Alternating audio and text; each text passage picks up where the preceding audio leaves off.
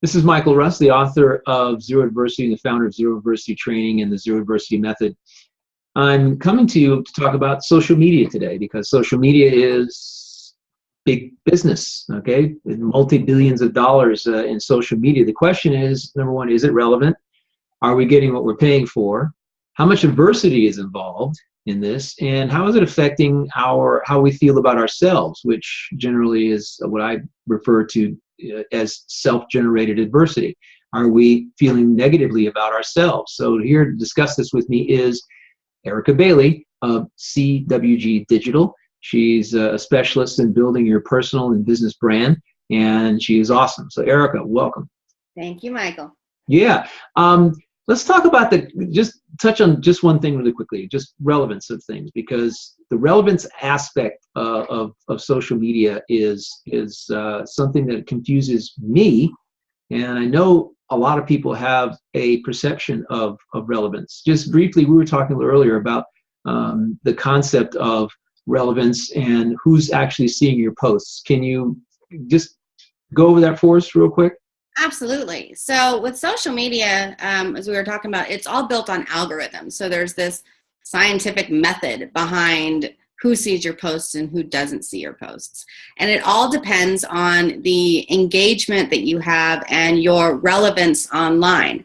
So if you are constantly getting comments, likes, tweets, engagement on your pages, then these platforms are seeing you as relevant and will serve your posts to your friends or followers more often than they will serve another page's posts. So most likely, if you are posting and you're not getting engagement, that's because you're not being seen. Less than 4% of the posts that are put out there are actually seen by your followers, no matter how many followers you have. So the more followers you have, the more engagement you get, the more relevant you are according to the algorithms. Well, that's an eye-opener. Because I think the average person that I know thinks, I've got 1,000 followers. I put it out, and all 1,000 of my followers see and follow me. And it's like this whole, your head's getting a little bit bigger because you got all the followers, and you think that every word that you say is put out there and seen by them, and that's not the case. Yeah, and it causes a lot of self-esteem issues. I mean, for individuals, for adults, for children, if they're putting out a post and they're not seeing that anybody is engaging, it's like, I have 1,000 friends. Why doesn't anybody care? Why am I not good enough? What's wrong with me that nobody cares? Well, the fact is nothing wrong with you. It's just Facebook doesn't even see you're there. Right. And with videos now, there's all these viral videos and shows about viral videos and all of this. And you get people just trying to do something stupid just to get a viral video. And aren't 25 to 30% of the videos on Facebook cat videos anyway? Cat dog videos? It's the number one shared thing on social media. Yeah, I know. We just adopted a cat, so I'm crazy about getting goofy pictures of this little cat that we adopted. Actually, it's not little; it's 12 pounds. But she's an adorable calico by the name of Snickers. Yeah, we'll take some pictures. We'll guarantee you some engagement. Yeah, well, I'll see about doing that here. I'm saying it won't be relevant to your to your brand, but hey, people might like it. Yeah, I know. What is the affinity with little furry creatures? It's really, really strange. It's cat pictures and food, and then inspirational graphics. Those are the top 3 things that are shared on social media. I'll have to remember that. Because quite frankly, there's no adversity when it comes to food for me. And when I am a foodie, and when I'm in the process of engaging in food, the last thing I'm thinking about is taking a picture of it. I'm like, let me dig in, and I want to taste it. I want to sense it. I want the sensory overload that comes from an awesome meal that's been prepared either by me or outside in a restaurant. And no, I'm not thinking about taking a picture of it. I think a friend of mine sent me a picture of him, and he and his wife in San Antonio. Actually, the plate of fried crickets they were about to eat, fried cricket tacos, grasshopper tacos, something like that. And I said, that is gross. I realize that this is the world's #1 protein, but you know what? I don't want to see it in my social media. Okay, so for some reason people do. They love it. They eat that stuff up, literally. Yeah, literally they do. Absolutely. What we're talking about, there's a lot of adversity created about from the digital age. I have 2 cell phones, and my golden rule is generally after 6 o'clock, I have one of the 2 on me. There are 2 businesses that I have, and I generally do not put them anywhere near my bedroom. Not only because there's a huge constant EMF signal that comes from them, which is not really healthy for you, but because you don't want your sleep disrupted. Sleep is now is one of the most talked about things when it comes to avoiding stress, when it comes to longevity. You need to get enough hours of sleep. So how does your digital device cause that kind of that disruption in your life? The thing is we are all addicted to the media, to the social medias, and it's becoming where we're laying in bed reading our Facebook feeds or our Twitter feeds, and we're sitting there in the dark with this light in our face, and it's stimulating us to a point where we don't sleep. Social media has actually been shown to cause a lot of sleep deprivation. The thing is you got to be able to shut it off. There's a whole world around you, and although it's great to communicate, meet with your friends and see your grandkids' pictures or engage with your brand or whatever it is that you're doing online, you have to find a happy medium and disconnect yourself from the digital world every once in a while. So, turning your cell phone off, not taking it, if you're going to keep it in your room, that's fine, but do not look at your Facebook page for like an hour before you go to bed. Let your mind calm down, because then what happens is all night long you're thinking about all the things, and social media is full of negativity. As much as we try to be a positive world, especially now during the political times, it's so negative, and that will impact your well-being for the rest of the night, because now all you're thinking about are all the things that you saw on Facebook or on Twitter, as you're going to bed. So, and it can suck you in. It can take everything out of you. So you just need to disconnect a little bit. Find time for you. I know that you meditate. One thing that I do, and I'm managing multiple social media pages every day. So I'm communicating with hundreds of thousands of people all day long. But what I found, thanks to Zero Adversity, is I put my phone down an hour before I go to bed, and I listen to a meditation app on my phone. So the phone's not near me, but I listen to a self-training meditation app that helps me relieve myself of all of those people that were in my head all day long. You have to disconnect yourself, because otherwise you are mentally and emotionally exhausted, and social media is causing that. True. Yeah, it's something that we didn't have to deal with growing up. I know I didn't, and I know you didn't either, but it has become a big distraction for many people, and they don't realize how big a distraction it actually is. And it's one of those things that you say to yourself, well, it's necessary, I was just reminiscing with my girlfriend the other day about how, what did we ever do when we had a car problem? We had to find a phone booth, when we had to let somebody know we were going to be late from where we had to go to find a phone booth, whether it was snowing, raining, sleeting, whatever. We needed to find a phone and make a phone call for a dime. For that, you can literally preset 6 people and say, contact them and tell them where I am, and it'll send them their GPS exactly where you are and tell them, come get me. Exactly. All these apps are out there, and I just discovered the new YouTube video app, by the way, yesterday. So YouTube's got this video app. Yeah, I'm sitting there, really? I can take this video and I can piece together, and the way they put it together is that you can actually show what goes on in your day. You can just take a little video clip, something happening, and you put it all together in a string, and you put it on YouTube, or you send it out in your social media or whatever. And I said, interesting. Well, I will be doing some really cool stuff on the beach with this Solo Shot camera when I get it in October, November. Sort of like Zero Adversity at the beach, talking about things where I can kind of walk around and be a little free, moving freely, which I'm really loving. Digital adversity is a huge problem, though, and a problem that I don't think people really recognize until they don't have their digital devices around them. And I like to take a digital detox. Practically every vacation I take is a digital detox vacation. But there's some specifically that I take on purpose, which are out of the country. I don't want to pay for international calling. I have email that I can check when I'm in a place, but it's when I want to do it. It's not when somebody's trying to connect with me. I'll check my email once a day when I go to Mexico or Costa Rica or wherever it is that Europe. Doesn't really make any difference. How valuable is that you find that kind of vacation? I mean, I know how valuable it is to me to not to just separate yourself from that umbilical cord that is the cell phone, the email, texting, and all of that. You know, you don't have to travel the world to do a digital detox, but But it's fun. Well, it is fun. I'm planning a trip to Ireland. You won't see me on my phone much then. But you know, it's really important for families and to get their kids to take a digital detox, because right now, you know, we're all sitting at the dinner tables or we're doing our homework and we're sitting here, you know, working from our phones while our kids are listening to YouTube and doing their homework. You know, these young students, they're allowed to use their phones in classes now, and it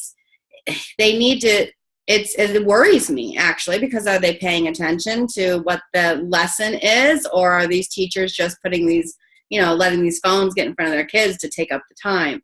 It's really important to detox and to relieve yourself not only of just the constant influx of information, the negativity, but regroup as a family and as a couple, or build that relationship. You know, husbands and wives shouldn't be talking via Facebook while they're sitting next to each other on the couch. True. You know, True. It happens. It happens. My husband and I do it all the time. So, but we need to be able to find time, whether it's on a vacation or it's a dinner with a family or it's a family game or something where you're detaching yourself from the rest of the world and reattaching yourself to the ones that are actually around you. Because what we find is we're missing out on life. True. Because we're too invested in the picture.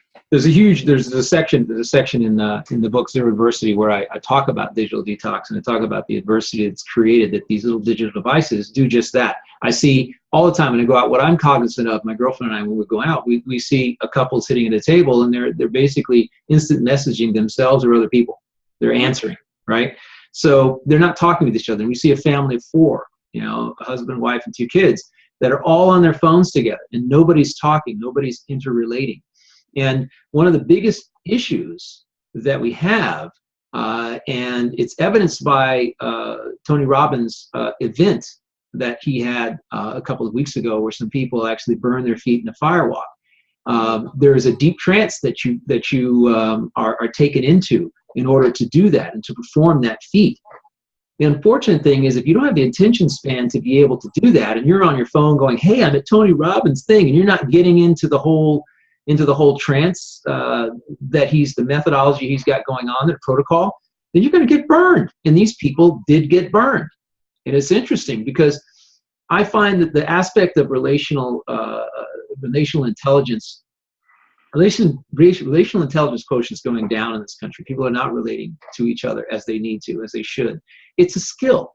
Yes. And I'm going to get together with Glenn. We're going to teach a class on relating to people, introducing yourself to meeting people, because he's got this thing called soul-to-soul matchmaking, SOUL to SOUL, and which is really the way that you should relate to everybody on the soul level. And in doing so, you learn more about them. You learn about how they feel about things instead of just facts and numbers, which many people do. And there isn't the aspect of reading people's body language, looking at their eyes, looking them in the eyes, and listening to the tone and the cadence of their voice, listening for the inflection of your voice and their body language. That's all lost. That's all lost in social media. So you lose that ability to relate to people on that physical level, which again is a skill. When you can look around the room and you can tell what people's mood is and how they feel and what's going on and where their attention is. All that is lost in social media. And there are 75 million millennials right about now. Not all of them are experiencing this, but many are experiencing this digital age and everything that goes with it, and losing the connectivity with other people. Imagine what customer service is going to be like in businesses 5 years from now. I know businesses that have actually, large Fortune 500 companies, that shall remain nameless, that have redesigned their entire headquarters for millennials, and they've created this whole infrastructure that benefits, that actually, not benefits, but propagates this whole aspect of the digital communication, where people are texting each other next, each other's cubicle, and they're right next to each other. Yeah. Because but the thing is these you can interact with somebody in a cubicle right next to you, Michael, but you can't engage and really understand what that person is needing or wanting or feeling. And it's scary because our youths aren't learning how to deal with adversity. They're not learning they're learning that they can just shut down the app or get off Facebook or and just not deal. There is so much adversity in the world that our youth needs to understand. When something comes your way, this is how you need to interact or engage or react. These when their teachers are coming to them and trying to give them constructive feedback or constructive criticism, they don't know how to react to that. What happens when their boss comes to them 5 years from now and sits them down face to face and says, you know what, we've got a problem, but this is what needs to be done to fix it. What's going to happen is they're not going to know how to react, and instantly they're going to shut down, and they're not going to take that feedback. They're not going to be able to digest it and become bigger, better, better at what they're doing, because immediately they're going to react the way that they know how to react through digital media and just shut down. Yeah, turn it off or just come back with a very harsh comment. Yes. And there's no emoji when it comes to face-to-face communication. No. I spent 32 years making a living on the phone. And what's interesting is that I've learned now to be very acutely aware over these 3 decades of the tone of people's voice, the cadence of their voice. I can sense in a heartbeat when something's off, when people are confident, when they're not, when they're happy, when they're sad. You get to know people, and the concept. I mean, I grew up moving every 2 years. People say, "Oh, it's a bad thing." And I know parents today, they would say, "Oh, we can't move because we can't take our kids out of school." Take them out of school, put them in a new school. Best thing that could possibly happen is that child learns how to make friends. That's the worst case scenario. They learn how to make friends quickly. And I know some Air Force and Army and Navy brats, military brats, that actually say, that's the one thing that I really loved about it. I didn't really like it at the time, but today I actually respect them for doing that. My parents for moving, because and there are many people who do move in other professions other than the military, but it's a very, very positive thing. Now with social media, obviously you can stay connected to people, whatever, and you don't necessarily have to. It's a whole different world.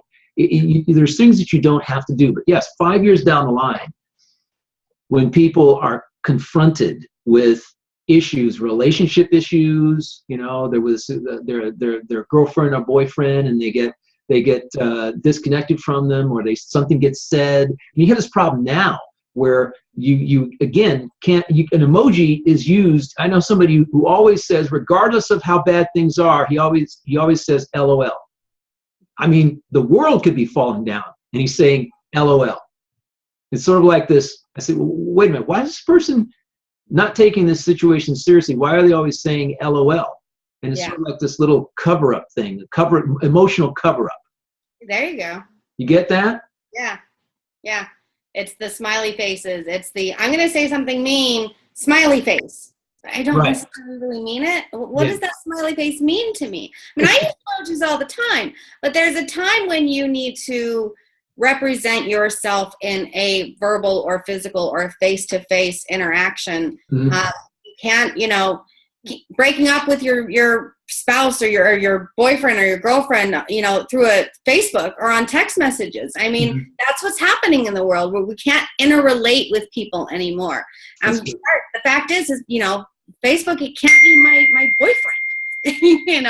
We're going to have to move it on and teach our youths to detox and to really engage with people face to face on a level and understanding multiple personality types. Because that's a big part. People all over the world, we're all different and we're all unique. And in order for us to work together in a healthy environment, whether it's a relationship or a job or a class, we need to have to understand how to change our voice inflection or our body language or alter ourselves a little bit in order to complement the people that we're around. And it's a big part of it. We're not learning that. We're not teaching our youth that, because there is no emotion in social media. True. I call it diplomacy. It's not taught nowadays. It's not even thought of. It's the farthest thing from people's minds is diplomacy. People come to me all the time and say, well, adults come to me even at this particular point and say, how can I, I've got a problem, and how can I resolve this? I need to write a letter. Would you look at this letter for me and see if you're so good at this sort of thing where you can soften it up for me. I don't want to be too harsh. You don't want to burn the bridge. It may be a misconception. You may have the wrong idea. It may be misconstrued. There's always these little situations, but if you just put it down on social media and just hit send or enter or whatever it is, then it's gone. It's out there, and it's too late. And then it's going to be interpreted the way the other person interprets it. Mm-hmm. That's it. Mm-hmm. It's done. So this has been a really mind-blowing conversation, because I think, number one, I've learned a lot from it, but I get the sense that a lot of the viewers out there too are learning things for the very first time. So we'll have another conversation with you as well sometime here down the line. It's been awesome, Erica, and I really appreciate you taking the time out of your busy day and all the dings I know you're getting in social media to from emails and things. But I'm disengaging from it just for you, Michael. It's hard. Trust me, it's very hard. I want to check, I know it's incredibly hard to do, but I really do appreciate it. And we're going to be posting this on michaeljrust.com. We're going to put it out there in my social media. Thank you very much. And I hope that there'll be many more conversations like this to come.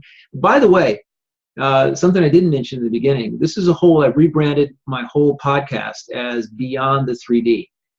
This particular conversation about social media is really part of Beyond the 3D, where we're rising above the levels of worry, fear, concern, stress, distress, anger, resentment, and bitterness to live life in a whole new way. And social media is a big aspect of it, because it is creating so much adversity. So this will also be in my Beyond the 3D podcast as well. Okay.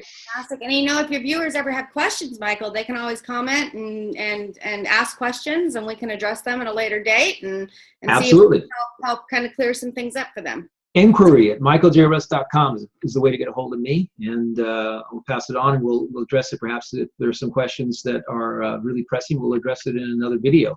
Inquiry at michaeljrust.com. Visit michaeljrust.com, where you can also connect with my podcast there. It's also on iTunes. Thank you so much for joining us, and please make it a great day. Erica, you as well. Okay, it's been wonderful having you on. Okay.